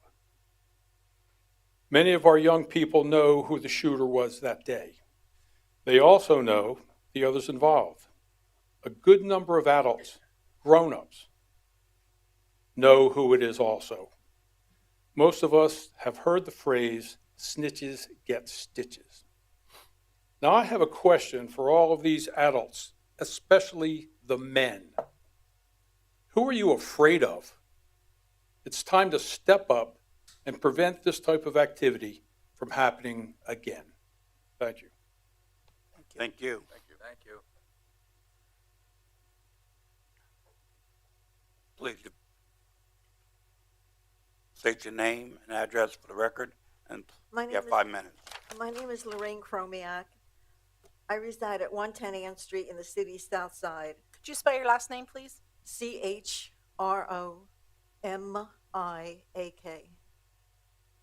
My presence at this council meeting concerns the communication the zoning officer has with residents affected by applications that are appealed to the zoning hearing board. A hearing before the board was held on Monday, July 18th. The zoning officer reported that the land at 289-303 South Delaware Drive was posted, advertised, and property owners within 100 feet of the applicant's project were notified. We, the adjacent property owners, were not notified. My inquiry is with the manner in which the city notifies adjacent landowners of a zoning hearing. I spoke with the zoning officer on Monday, July 25th, and asked when the notices were mailed. I was advised the notices were sent 2 weeks prior to the hearing, July 4th or thereabouts. As of this date, the neighboring property owners have not received the notice. We unfortunately recognize the lack of efficiency of the U.S. mail delivery, also known as snail mail. A more effective way of notifying residents, I feel, should be utilized perhaps by registered mail, certified mail, or a hand-delivered notice to the residents. In this case, that would be, I believe, 5 properties on Ann Street and 1 or 2 on Lacanore Avenue, specifically 308 Lacanore Avenue. At the July Zoning Hearing Board meeting, after expressing our concerns several times of the non-notification, the Zoning Board solicitor commented that perhaps the notices were sitting in some corner of the Lehigh Valley Post Office, and also that we could glean information from the local newspapers, and that the notices are published every 2 weeks. This was not helpful to the interested parties, since nowadays newspapers are quite costly, and few residents are able to avail themselves of this luxury. And why would the burden or onus be on the residents to ascertain what future development would be in their vicinity? The residents of Ann and Lacanore Streets are fraught with concern and skepticism in regard to this project on Route 611 and the manner in which we were supposedly informed of this undertaking. And we beseech the City Council to explore alternative avenues of communication with its residents in notifying us of impending decisions that could affect our daily lives. As an aside, on July 18th, after the hearing, my car was ticketed in the parking garage. I mailed my payment the next day, Tuesday, July 19th, from my home mailbox. As an afterthought, with the snail mail, this Monday, the 25th, I went to City Hall to confirm my check was received by the parking authority. I was advised the authority received my payment on the 22nd, 3 days after I mailed it. It is inconceivable and disconcerting that a multi-million-dollar hotel with banquet facilities, conference room, restaurant, and bar would be constructed within feet of our land, and the Zoning Hearing Board is so cavalier about apprising us of the date of the hearing. Again, to this day, we have not received notice of the July 18th Zoning Hearing Board meeting, 23 days after the letters were mailed. Ms. Chromiak, do you know if they definitely did include you in the people who they were sending notices to? Did Mr. Mangus say they did? He did? Because I know there's an issue as far as the boundaries go of the hotel project would be on 611, and then there are other lots nearby, and then your properties and the other neighbors would be up on the heights itself. Well, we were sent, Ann Street residents were sent notices of the Planning Commission meeting. And that's during the subdivision issue. And that was, they said, within 100 feet. And we have trees in back on Ann Street, and then it's their property that the Briggs and the... Yeah, I don't know if it's 100, I think they 100 feet from the boundary line for the tax parcel. I'm just asking the question. I really do not know the answer. No, we are within 100 feet. We are definitely, and we did, as I say, by the way, you were at the hearing? Were you at the zoning hearing? Yes. How did you know about the zoning hearing? A friend called me and asked if I was going to attend the meeting, and I said, what meeting? And she said that she saw it on the agenda, and I called several people on Ann Street, and they called other people, and that's how we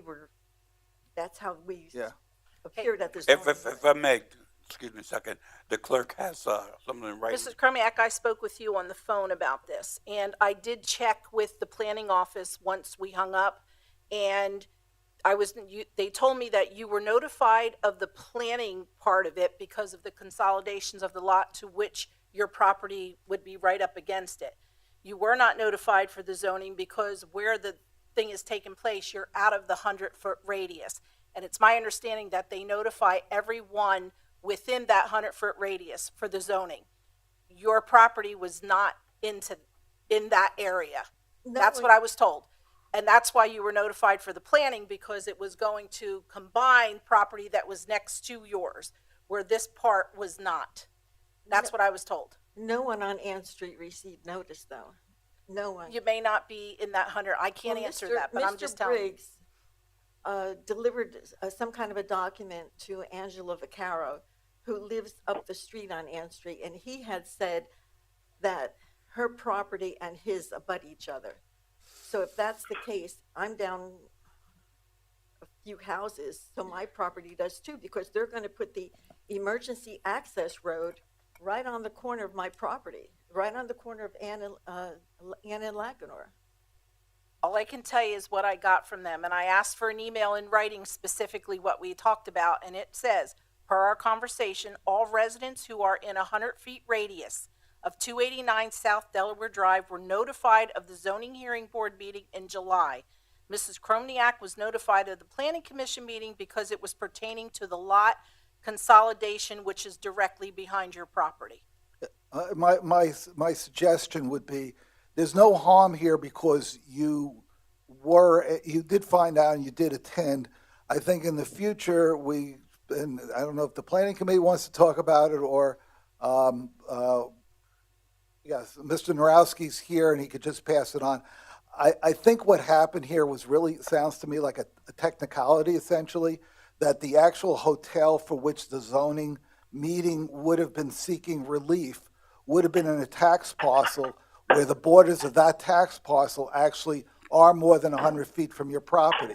The overall project may include that other lot that's probably a separate tax parcel number, and therefore, technically, they met their obligations, but from a policy point of view, it might be a good idea to zoning to consider in a more liberal fashion the other properties owned by the developer that's adjacent and going to be incorporated in the overall project, and then you'd avoid that. It just seems like a relatively simple office procedural methodology, because if they don't give proper notice, they violating the MPC would give you grounds to file an appeal. But Mr. Briggs had also said about tearing down trees that were right in back of our property. So that means that he's considering that 100 feet from his project, if he's going to tear down trees and plant new trees. That discussion was in the planning commission meeting, And correct? zoning. It wasn't zoning, okay, that wasn't zoning, so I don't know, but. But to repeat, no one on Ann Street received notice. No, I know you're. Yeah, I'm just telling you what I checked with them after we spoke. Well, and I said, how many feet do you do? Who do you notify? And that's what she gave me. But I think in the future, if something could be done with the zoning, so that notice is given. I can walk down to the hotel when it's built, and his property is right up against my property. So I consider that within 100 feet of their property. Are we up to 5? That's it. No, almost. Well, because we were debating. You got about Dr. another minute. Ruckles? Why can't we just send registered mail for all zoning notifications? I guess what I would ask Steve. So, I guess no reason we can't. Sorry. I'm just going to give you, from an attorney's perspective. Yeah. If I ever want people to get the mail, I do not send it certified, because people get those cards, they never show up at the post office. So You sometimes have to do that for service of if you're using alternate service for a complaint, you need that return card. Right. But otherwise, I mean, there's no Well, reason. And we remember, know that they got it. We get the property card back. itself is also supposed to be posted. So the question is, it probably was posted on 6/11, but because we're dealing with extreme difference in topography from where they are, they're not going to see that posting. So like Mr. Sheard said, so we send a lot of registered or certified mail for notice of violations, and we even see it when we file citations. The magistrate, should you get a citation, they send to you certified mail. Time and time again, comes back undelivered because people don't pick it up. Regular mail gets to the address much more frequently because it doesn't require an action on the recipient to actually receive that mail. So I actually looked up the properties. The actual hotel property was not combined yet with any other property. And I would have to look at the plans to see if that was the case. But the 100-foot radius does not reach Ann Street. Now, the parcel behind it is still actually owned by Easton School District. So perhaps. So title would not have changed and it wouldn't have been part of the zoning application. There's a couple of layers. And as far as that certified mail goes, the issue there was no notice sent to Ms. Chromiak. That's the bottom line. You could look forever, you'll never find it because it was never sent. Right. Because she wasn't within the 100. But at least we know it was never sent. That's right. That's exactly right. And I'm just suggesting you're probably just as well off with regular mail unless the process requires certified mail. Because some processes say you should have certified mail. I mean, we don't update our ordinances. If we were, I mean, I hate to confess it, but you'd almost have to change it to overnight delivery by a reputable, provider, and the U.S. Postal Service would probably fail under that category. I mean, we could FedEx everything overnight at approximately $34 or so a letter. So a nice small parcel in the middle of the West Ward, you'd have to send out about 50 notes. Yeah. At least, right. Okay. I mean, look, I certainly understand the residents' concern, and I absolutely empathize, with that. We certainly could go back to the drawing board and look at better methods. And the reason one was sent for the planning commission, it was a request because there's no legal requirement to send planning commission notice. But I want to commend the department because the department did accept the recommendation that council had said in planning commission matters where there would be no requirement of notice at all. They did send that notice on this particular project when the school district was looking for the subdivision to allow this piece to be split off. Right. One more question. Sure. While you're here, is that 100-foot boundary? Is that typical? Because that doesn't seem like a lot. It's in the statute. I mean, if you look at other, it's in the statute. I mean, I know, but I'm saying, is it typical for other municipalities that distance? Because it just doesn't seem like a lot to me. In my experience, it is. Yeah, it's not a lot. I mean, you're the right. fact of the matter is we truly miss the way local newspapers used to cover zoning. They used to do a story before every zoning hearing as to here are the applicants, here are the matters, and people knew about it. And the only thing that you could consider is whether on the city's website there should be a very clean, easily accessed site that shows all the pending zoning matters, what the nature of the request is, and it would be very easy if citizens want to get into the habit of once a month taking a look and seeing what zoning projects are going to come up. Yep. Thank you, Mr. Rouse. Sure. And your 5 minutes are up, so we have a new citizens coming. Please state your name, address for the record. Artie Ravitz, 144 Church Street.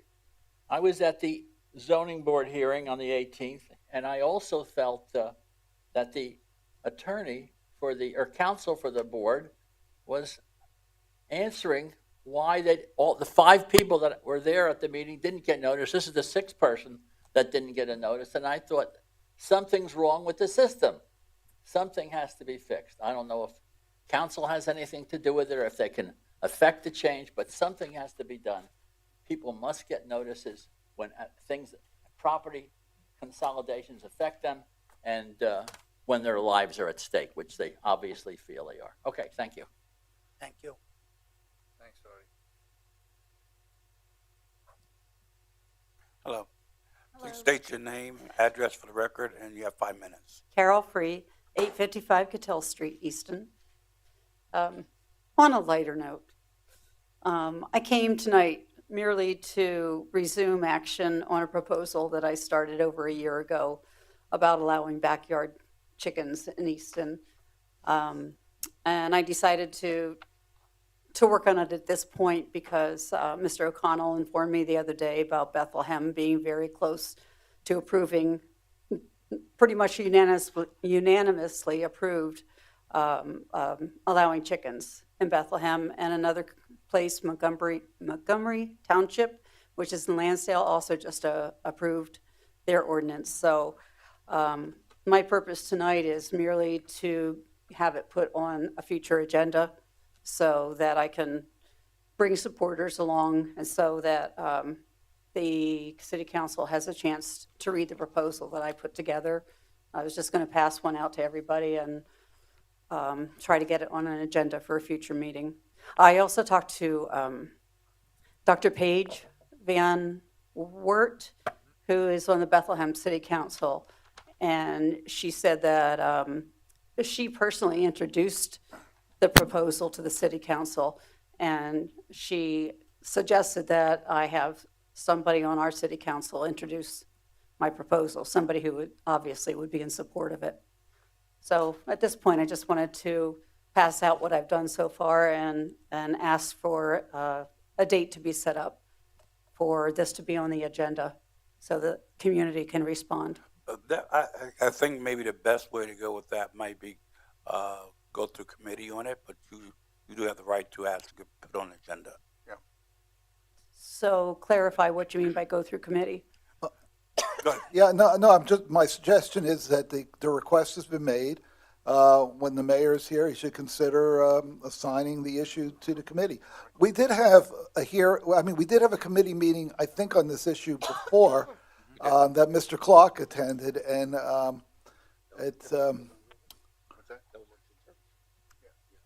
I wouldn't say it laid an egg, but it just didn't go any further. I'm not Nobody. sure. What committee? What do you mean by committee? What committee? We're broken down into various committees. Oh.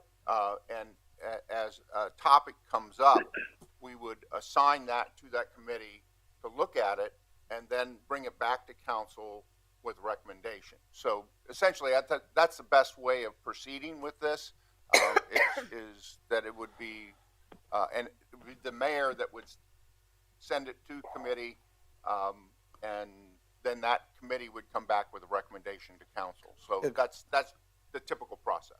Okay. Okay, so at this point, would you like? You can pass those out. Okay. That'd be great, and then everybody gets an idea. But then the committee is made up of 3 council members. Okay. Okay, and so it'd be those 3 council members that would then bring it back. Yeah, because if the committee thinks it's worth pursuing, then we look at developing the legislation, and then it comes to the city council meeting to discuss. So we're not exactly ready then to put it on an agenda Right. yet? Yeah. Exactly. Okay. Okay. Well, then But it's the start of the process. Okay. that's what I'm There here you for. Carol, that's what we did last time. Right. I think you were in California. Right. We held a committee hearing at St. John's Church. I headed the planning committee at that time. Right. That's why the issue was given to me. Okay. I'll be glad to help you with It was it a this large time too, turnout. or Mrs. Sultana can Okay. help you with it too. It was a large turnout, if I remember correctly. Yeah, it was a large. Yeah, we had a couple of nobody issues, show up. though. Honestly. I mean, we had 2 topics that we were talking about, and nobody talked on. I thought There was a big parking issue that night. I thought we went so far as to get volunteers to go and like a think tank and come back with some kind of. We did.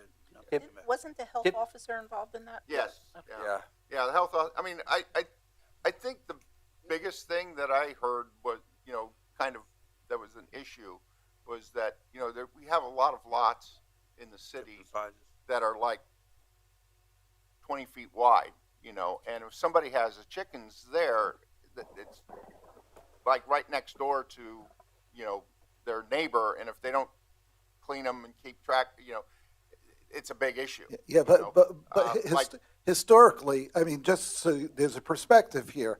When I came on board, and one of my assignments was with the Board of Health, but there was no prohibition against chickens, and we had a big controversy off of Lafayette Street. I guess because of the roosters, which I understand these new proposals discriminate against males, but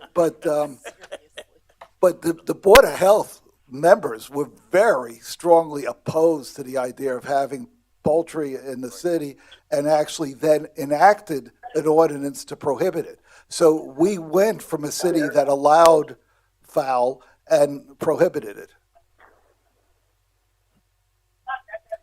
Yes, Thanks. But anyway, I think the process is, we'll send it to committee, and, I mean, the mayor can send it to committee, and they can come back and report to council.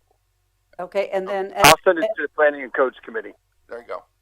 And then would I be notified of when it would be on the agenda? Oh, sure. Okay. Well, you see You're welcome to come to the. The agendas are always posted online, right. Not Right. for the committee Friday before the meeting. No, Not for committee meetings. but Oh, no, when you're it right, comes I on the agenda apologize. for city council, it would be online. I Okay. apologize. When it's on the agenda, then, is that when, if it was on the agenda tonight, is that the night you would be voting on it? This would come as an ordinance. Yes. And Yeah, so it would- An amendment to and an an ordinance. ordinance would be, an amendment to an ordinance would be introduced one meeting and then voted on the following meeting. And it was So lifted to it's a 10-day two-step process for ordinances. And I don't mean to interject, but if Mrs. Sultana is the chairperson of that committee, it's a good idea. If you did give her your phone number or contact, I'm sure she would be very happy to let you know when it's up to the committee, because the committee will be interested in hearing from people like yourselves. Right. And to hear why you're pursuing this, and then the committee may decide, okay, we've heard this, now let's get our health officer in, and let's hear what he has to say, and, you know, that would be the basic process. Okay. Thank you. But Thank you I'd for like to your- see your information. I did a lot of work today. Okay.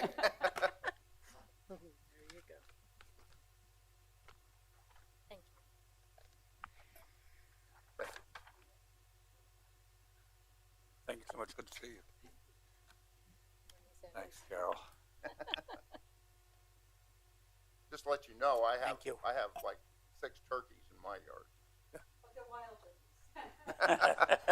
Thank I you. got 6 bottles of wild turkey in my liquor cabinet. Are you coming to the mic? No. Podium?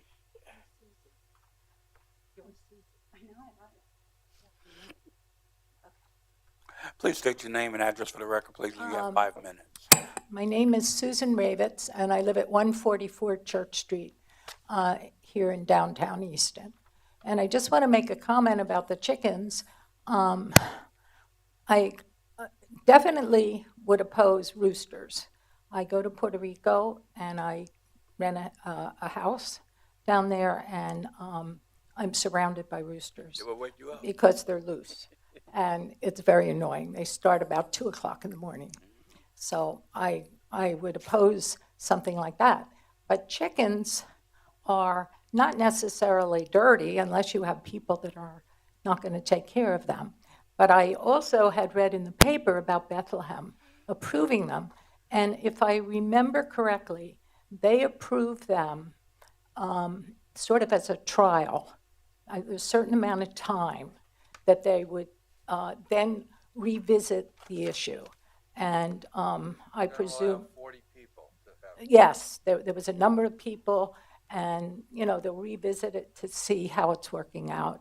And certain regulations, maybe about cleaning it. But I don't see any reason why, even in a small space, to have chickens. It's we lived in Forks Township, and we had chickens for a little while. But I happened to be somebody that didn't particularly like them too much being in cages, and my dog got them, unfortunately. So that wouldn't be what people should do. But I really think it's something to think about. I mean, we're in a different era. It's sort of going back to an old time when people did, and I know there have been people in Easton that have had chickens.